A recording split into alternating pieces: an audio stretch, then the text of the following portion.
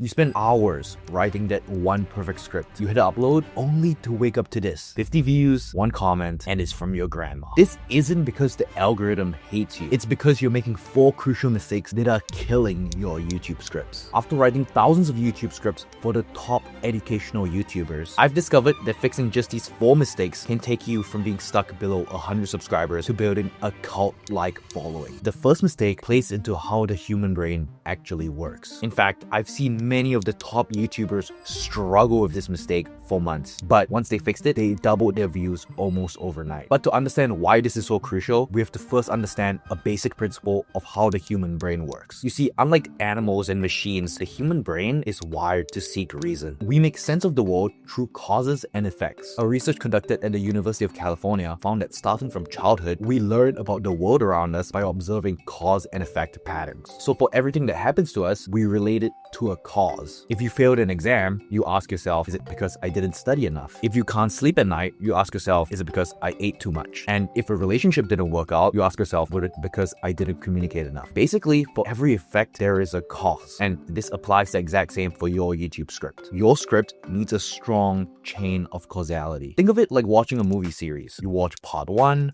then part 2, but if you skip parts 3 and 4 and go straight to 5, you won't understand what's happening on episode 5 at all. The movie simply won't make sense because you're missing out on key parts of the story. To avoid this and follow a strong cause and effect, your script needs a clear structure where each idea flows logically from one to another. A good example is this video from Daya, which blew up to 100,000 views. In this video, she talks about how to make your first $1,000 as a freelancer from scratch. The script clearly breaks down the goal of getting 1K into 3 different levels, just like a video game. Every level has specific tasks like a mini quest, and each concept builds logically from one to another, going from $1 to making your first $100 to $1,000. It's easy for the viewer to follow, it doesn't confuse them, and it keeps them watching till the end. Now compare that with this older video from Ali Abdal's channel, where the main message is supposed to answer the question of, is Cambridge worth it? But instead of staying on topic, Ali goes off on multiple tangents within the video, talking about doing laundry in Cambridge and playing piano in front of tourists, which didn't contribute to the main message. The script lacked proper structure, and the points didn't follow a logical flow. And as a result, this video flopped completely compared to Ali's other videos. So how do you fix this mistake? I follow what I call the tree node framework. In computer science, there's a structure called tree, where you have the parent node, which is the main element of the tree. The parent node has children nodes, and those children nodes have other children nodes. You want to think of your script as a tree where the main idea is a parent node and every subtopic is a children node. For example, if the main idea of your video is teaching your viewer how to build a business from scratch, that will be your parent node. You can then divide this main idea into mini ideas or children nodes, like finding a niche, researching a business, getting your first dollar, and then you can divide each of these topics into other children nodes. You want to keep going until you have as many children nodes as possible, and only stop once you fully explain the topic. So say now you're at the point of the script where you're talking about picking a niche. You want to fully explain picking a niche and go down all of the children nodes. And only once you've exhausted all of the children nodes, then can you switch topics and talk about making your first dollar. When you do this and visualize you explaining a topic from start to finish, you'll realize that you're actually explaining a topic in its entirety rather than jumping from one point to another. And this makes your content way easier to follow and builds trust with your audience at scale. But having a strong structure isn't enough to create a viral YouTube script. There's a silent killer lurking in most YouTube scripts that most YouTubers don't even realize. When I analyze underperforming videos on a channel, I consistently find one mistake: weak storytelling. But great storytelling doesn't mean that you need fancy narrative arcs or complex characters. It's about creating a fundamental pattern in your viewer's brain that makes them crave your content. I call it the tension resolution loop, which is the secret weapon in every viral video. If you think about the last video that you couldn't stop watching, I guarantee it's not because they dumped great information on you. I'm sure it did that. But throughout the video, it was also creating questions in your mind that made you want to keep watching. And when you have those questions in your mind, your brain needs answers to close the loop. Most educational videos fail to create that loop, and thus they don't perform and they completely flop with zero storytelling. Most educational videos just present information like a textbook rather than taking the viewer through a journey of discovery. The most powerful scripts alternate between creating this cognitive tension and then resolving it by giving you the solution. And this back and forth between tension and resolution is what makes it impossible for them to click off. The best explanation I've seen of implementing this technique comes from Matt Stone and Trey Parker, the creators of South Park. Watch this. We've found out this really simple rule that maybe you guys have all heard before, but it took us a long time to learn it. But we can take these beats, which are basically the beats of your outline, and if the words "and then" belong between those beats, you're f***ed, basically. You got something pretty boring. What should happen between every beat that you've written down is either the word "therefore" or "but."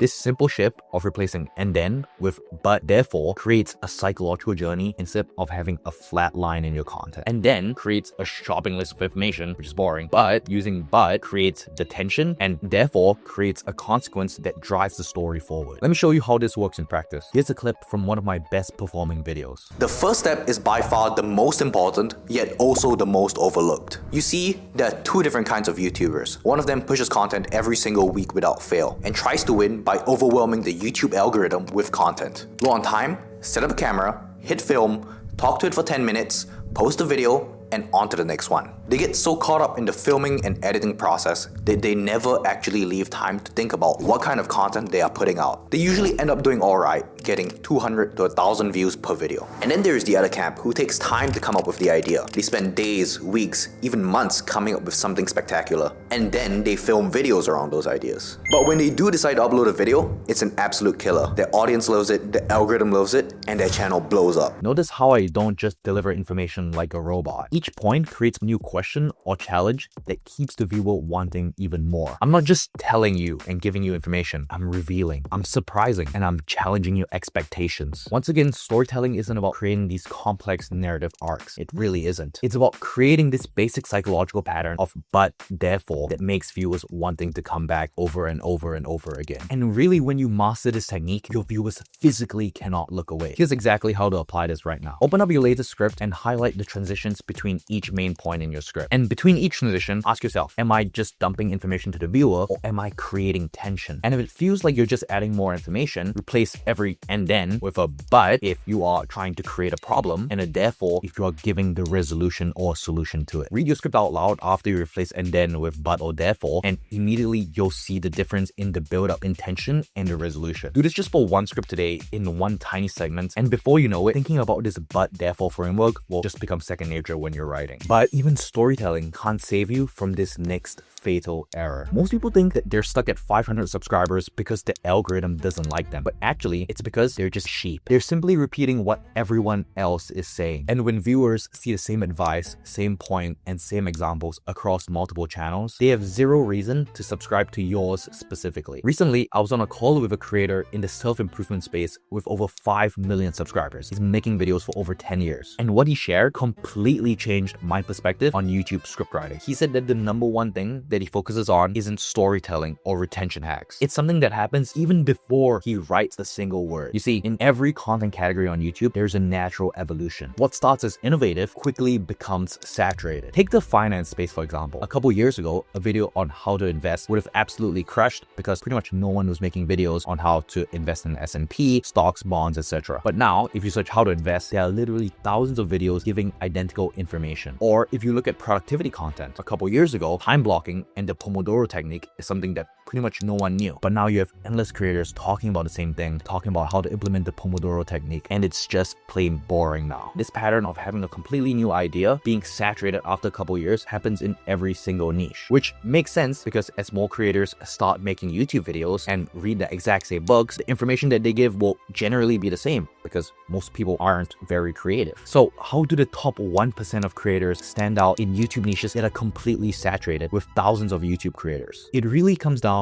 to one key factor: unique insights. They stand out because they are providing their audience with perspectives that they otherwise have never heard of. They aren't talking about the same generic advice that everyone else is giving. Instead, they're giving fresh and novel ideas that no one else is talking about. And the way that they do it is through deep research, not just in their niche, but also in other niches, which allows them to find unique insights by using concept connection. Most creators only research their niche, try to figure out what their competitors are saying, and say something different, which is great, but let's take it one step further. When you think about what your audience watches on YouTube, you realize that, hey, they actually are interested in more than one thing. Yes, they might watch your channel to learn a specific skill, but they're also listening to podcasts on relationships, maybe spirituality. Maybe they also are interested in getting fit and losing weight. And when you take concepts from different domains and connect them, that's when you create this aha moment where viewers are like, oh, I've never thought about it that way. For example, Ali Abdaal explains productivity through the lens of behavioral economics. Instead of just saying that procrastination is bad, here's how to fix it, he explains the neurological mechanism behind why we procrastinate. He connected research between how our brains processes rewards in the field of neuroscience and connected it to productivity to explain procrastination. These cross-domain connections create what I call perspective shifts, which are moments where the viewer sees problems that they've been facing for a long time through a completely new lens. And when you give your audience these perspective shifts, they don't just consume your content, they get this aha moment and they go out, they implement it, and they get results in their real life. But it's not just these concept connections that Ali did that made his content so genius. He also used what I call signature packaging. Instead of just explaining an idea, you want to give it a name. This makes people remember it and connect it to your brand. But it can't just be any boring name. It actually has to create intrigue and must be memorable. Our brains are wired to remember labeled concepts much better than unlabeled ones. If I told you that there's this productivity technique that makes you work 25 minutes at a time, you'd be like, what is this guy talking about? But if I tell you there's this Pomodoro technique, you're like, oh, what is that? And then when I explain it to you, you'll actually remember it. And you see, one is forgettable and the other is extremely shareable and has the potential to go viral. When you give your content a signature packaging over a long period enough of time, it starts being remembered and associated with your brand. When you hear monk mode, you immediately think of Hamza. When you think of $100 million offers, you immediately think of Alex Ramosi. When James Clear talk about atomic habits, it basically means small habits, but you don't say small habits, you say it's an atomic habit that you build. The signature packaging that you create has the potential to be extremely sticky and be associated with your strong brand. If you can't think of any signature concept names, number one, write out your point in full and then paste it into ChatGPT and use this prompt. I have a concept about your topic, the main insight, and then you paste your paragraph. Generate 10 potential names for this concept that are memorable, slightly intriguing, and would make someone curious to learn more. The name should hint at the benefit or transformation, but not explain the entire concept. And then ChatGPT will provide you a list of names, and you want to look out for ones that use alliteration, aka content compounding or perspective pivoting. Or number two, includes numbers, like the 3-layer loyalty method, or creates curiosity gaps, like the invisible influence framework, or uses unexpected word combinations,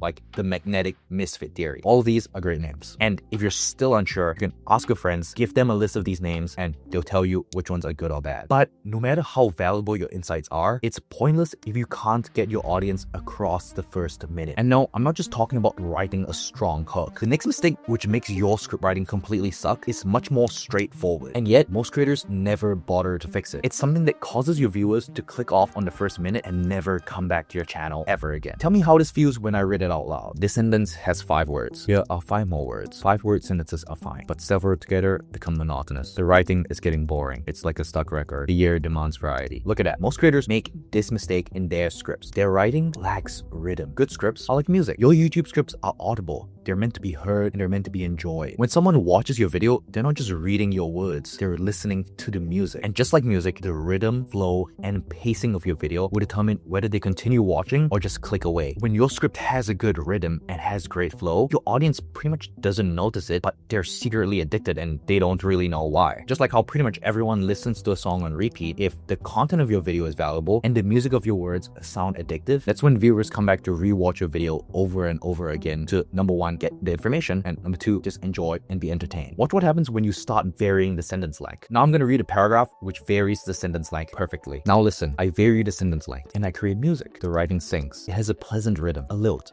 a harmony. I use short sentences and I use sentences of medium length. And sometimes, when I'm certain the reader is rested, I will engage him with a sentence of considerable length. See how the writing is suddenly pleasant to the ear? When your script has rhythm, your viewers don't just understand your content, they feel it. They're carried along by the natural rise and fall of your words, and it takes them on a journey. Here's what I want you to do. Open your most recent script and make each sentence its own paragraph. Mark any section where you see each sentence ends with the same length. These are your rhythm dead zones. And for these marked sections, use a variety of words. Use short Short sentences are 5 to 8 words long. Medium sentences 10 to 15 words long. Longer and more detailed sentences 15 to 25 words long. And repeat this pattern throughout your entire script. An easy way to introduce rhythm to your script is to use 1 or 2 word sentences. And the correct sections, if you add words like incredible or think about it, it creates a natural pause and draws attention to the important points. And once you've made these changes, read your script out loud again and you'll immediately see a change in the pattern and the rhythm. The words should start to flow naturally and you should immediately see a rhythmic quality to your script. And now your script feels like a conversation with a friend rather than a robotic lecture. But wait, fixing these mistakes doesn't matter if you don't know what a killer YouTube script looks like in the first place. Luckily for you, I've recorded the full YouTube script writing course so you can learn everything about how to write a script, from the hook to the body to the call to action. Click here to watch it and I'll see you in the next one.